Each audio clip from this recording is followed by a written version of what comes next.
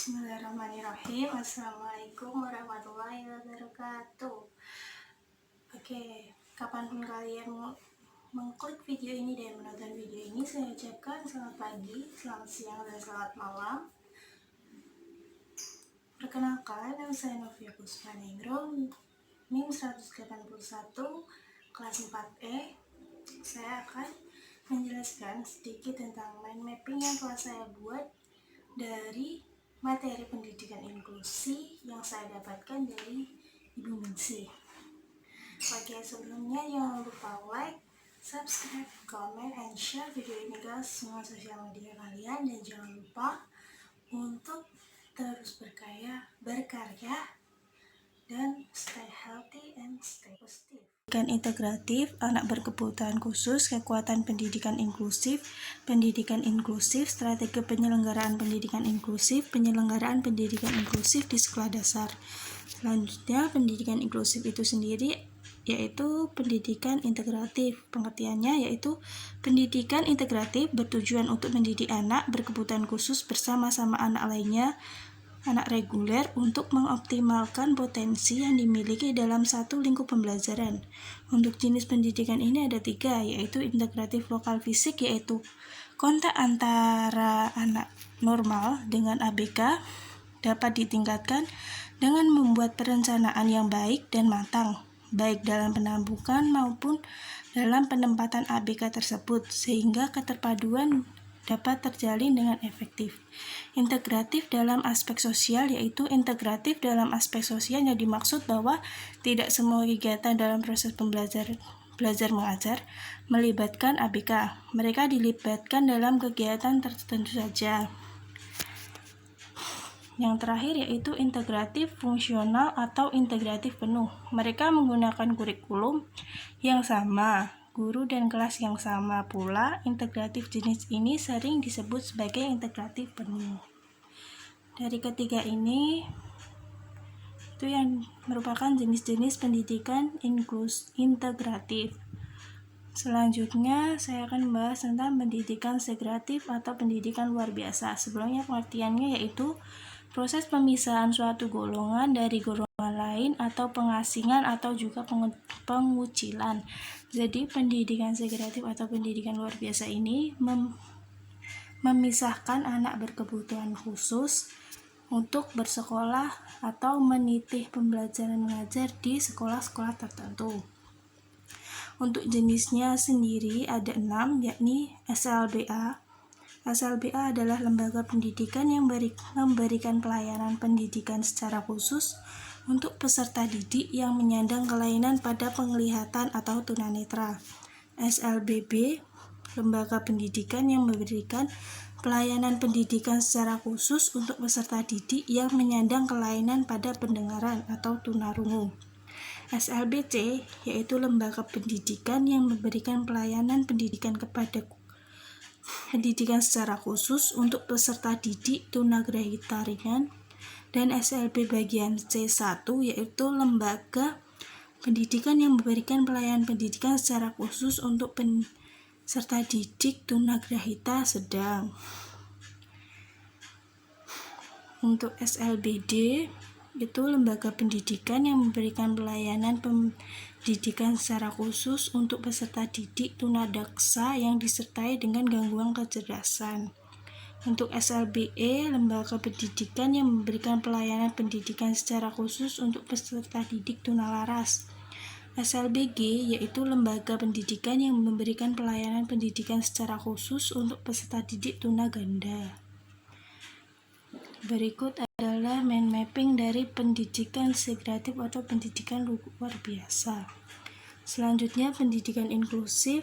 Untuk pengertiannya yaitu sistem layanan pendidikan yang mensyaratkan anak berkebutuhan khusus belajar di sekolah-sekolah terdekat di kelas, biasanya bersama teman-teman seusianya. Ini menurut Sapon Sevi dalam O'Neill 1994. Alasan penerapan ini yaitu yang pertama, semua anak mempunyai hak yang sama untuk tidak didiskriminasikan dan memperoleh pendidikan yang bermutu. Semua anak mempunyai kemampuan untuk mengikuti pembelajaran tanpa melihat kelainan dan kecacatannya. Perbedaan merupakan penguatan dalam meningkatkan mutu pembelajaran bagi semua anak. Sekolah dan guru mempunyai kemampuan untuk belajar merespon dari kebutuhan pembelajaran yang berbeda. Berikut mind mappingnya. Pendidikan inklusif, pengertian dan alas penerapannya. Selanjutnya saya akan membahas tentang anak berkebutuhan khusus. Anak berkebutuhan khusus ini terdapat 6 jenis, yaitu yang pertama anak berkebutuhan khusus tunalaras dan tunadaksa. Tunalaras adalah anak yang mengalami kesulitan dalam penyesuaian diri dan bertingkah laku tidak sesuai dengan norma-norma yang berlaku dalam lingkungan kelompok usia maupun masyarakat pada umumnya, sehingga merugikan dirinya maupun orang lain. Selanjutnya yaitu tunadaksa, adalah anak yang mengalami kelainan atau cacat yang menetap pada alat gerak, tulang, sendi, otot, atau sedemikian rupa sehingga memerlukan pelayanan pendidikan khusus. Selanjutnya anak berkebutuhan khusus tunagrahita. Tunagrahita atau retardasi mental adalah anak yang secara nyata mengalami hambatan dalam keterbelakangan perkembangan mental, jauh di bawah rata-rata, IQ di bawah 70, sehingga mengalami kesulitan dalam tugas-tugas akademik, komunikasi maupun sosial, dan karenanya memerlukan layanan pendidikan khusus. Biasanya hambatan ini terjadi sebelum usia 18 tahun. Selanjutnya anak berkebutuhan khusus tunanetra dan tunarungu. Tunanetra adalah anak yang mengalami gangguan daya penglihatannya berupa kebutaan menyeluruh atau sebagian, dan walaupun telah diberi pertolongan dengan alat-alat bantu khusus masih tetap memerlukan pelayanan pendidikan khusus. Selanjutnya anak tunarungu adalah anak yang kehilangan seluruh atau sebagian daya pendengarannya sehingga tidak atau kurang mampu berkomunikasi secara verbal maupun telah diberikan pertolongan dengan alat bantu dengar masih tetap memerlukan pelayanan pendidikan khusus. Selanjutnya ada ABK autis. Autisme adalah gangguan perkembangan anak yang disebabkan oleh adanya gangguan pada sistem syaraf pusat yang mengakibatkan gangguan dalam interaksi sosial, komunikasi, dan perilaku. Selanjutnya anak CB atau cerdas istimewa, bakat istimewa. Anak yang memiliki kemampuan intelektual tinggi, gifted, serta menunjukkan kecakapan khusus yang bidangnya berbeda-beda antara anak satu dengan anak yang lain, atau talented secara menonjol. Selanjutnya ada ABK ADD atau ADHD. ADD yaitu sebuah gangguan pada perkembangan otak yang menyebabkan penderitanya menjadi hiperaktif, impulsif, serta susah memusatkan perhatiannya. Selanjutnya ada ABK kesulitan belajar, itu ada diskalkulia, disleksia, sama disgrafia. Untuk diskalkulia yaitu ketidakmampuan belajar menghitung yang dialami anak, kesulitan memahami matematika dan konsep dasar aritmatika. Untuk disleksia yaitu konsep ketidakmampuan belajar pada seseorang yang disebabkan oleh kesulitan pada orang tersebut dalam melakukan aktivitas membaca dan menulis. Untuk ciri-cirinya yaitu anak disleksia dapat dilihat dari usia sekolah tingkat dasar. Mereka akan menghadapi masalah membaca yang lambat dan mempunyai tulisan yang kurang bagus. Mengalami kekeliruan ketika membaca huruf P dianggap Q dan B dianggap D. Selanjutnya sering membalik kata-kata, misalnya buku dibaca duku, bau dengan buah, buta dengan batu, dan lainnya. Selanjutnya disgrafia. Disgrafia adalah anak yang mengalami hambatan dalam menulis meskipun inteligensinya normal, bahkan ada yang di atas rata-rata, dan dia tidak mengalami gangguan dalam motorik maupun verbal. Untuk ciri-cirinya tidak konsisten dalam membentuk huruf, menggunakan huruf besar dan huruf kecil masih tercampur, ukuran dan bentuk huruf dalam tulisannya tidak proporsional, sulit pemegang pensil dengan mantap, biasanya posisi tangan hampir menempel dengan kertas. Selanjutnya ada ABK lamban belajar. ABK yang memiliki potensi intelektual sedikit di bawah normal tetapi belum termasuk tunagrahita. Dalam hal ini mengalami hambatan atau keterbelakangan berpikir, merespon rangsangan dan adaptif sosial, tetapi masih jauh lebih baik dibanding dengan tunagrahita, lebih lamban dibanding dengan yang normal. Mereka butuh waktu yang lebih lama dan berulang-ulang untuk dapat menyelesaikan tugas-tugas akademik maupun non-akademik dan karenanya memerlukan pelayanan dan pendidikan khusus. Selanjutnya adalah penyelenggaraan pendidikan inklusif sekolah dasar. Itu ada sistem penyelenggaraannya, identifikasi dan asesmen ABK, guru pendamping khusus, program perencanaan individual, evaluasi pembelajaran, desain kurikulum, dan pembelajaran. Untuk sistem penyelenggaraannya, sasarannya. Untuk sasaran yaitu anak berkebutuhan khusus, baik yang sudah terdaftar di sekolah reguler maupun yang belum dan berada di lingkungan sekolah reguler. Untuk identifikasi dan asesmen ABK-nya sendiri, itu yang pertama ada identifikasi. Hakikatnya adalah proses penjaringan terhadap anak yang mengalami kelainan atau penyimpangan fisik, intelektual, sosial, emosional, atau tingkah laku dalam rangka pemberian layanan pendidikan yang sesuai. Tujuannya adalah yang pertama penjaringan atau screening, pengalih tanganan atau referral, klasifikasi, perencanaan pembelajaran, pemantauan kemajuan belajar. Untuk yang asesmen, pengertiannya yaitu untuk memahami keunggulan dan hambatan belajar siswa sehingga diharapkan program yang disusun benar-benar sesuai dengan kebutuhan belajarnya.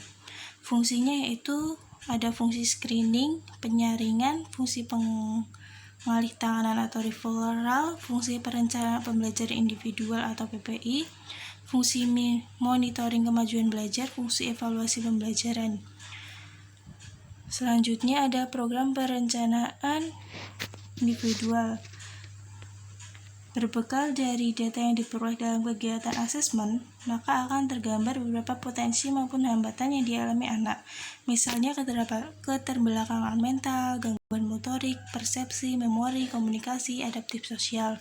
Selanjutnya, untuk menunjang itu semua ada guru pendampingan khusus, yaitu tujuannya menyusun instrumen asesmen pendidikan bersama dengan guru kelas dan guru mata pelajaran, membangun sistem koordinasi antar guru, pihak sekolah, dan orang tua peserta didik, melaksanakan pendampingan anak berkebutuhan khusus pada kegiatan pembelajaran bersama-sama dengan guru kelas atau guru mata pelajaran atau guru bidang studi.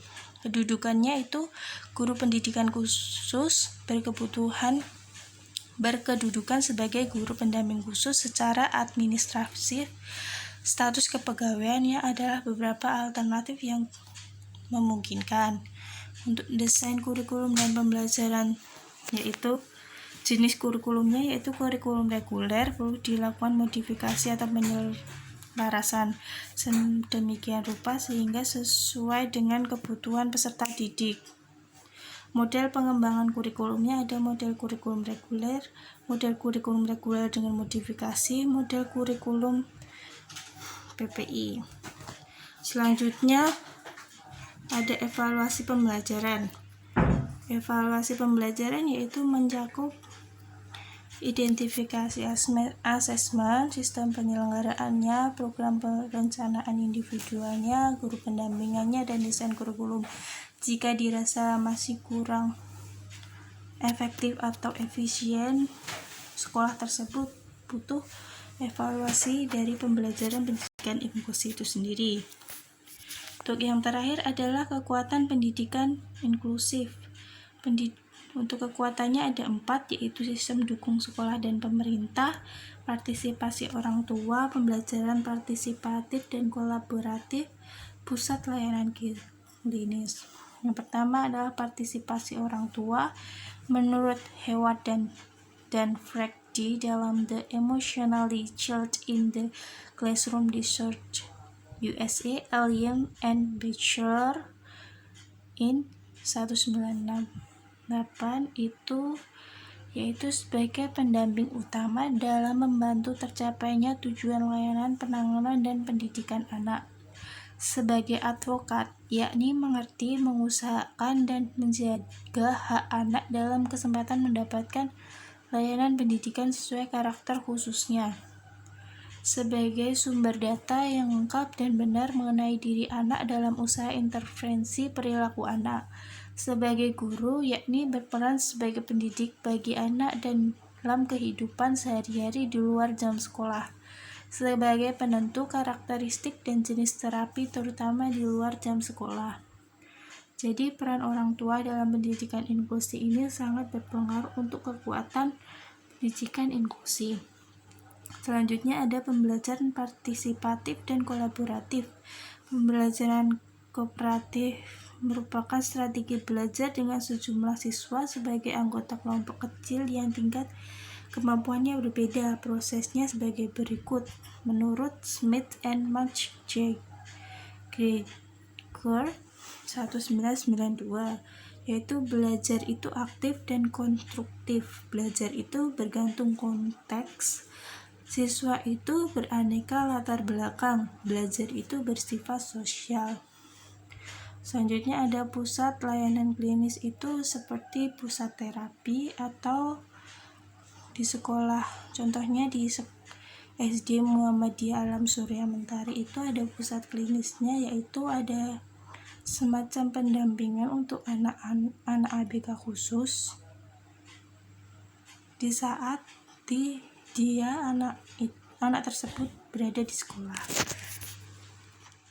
Ya, presentasi dari saya, kurang lebihnya saya mohon maaf. Assalamualaikum warahmatullahi wabarakatuh. Stay healthy and positive.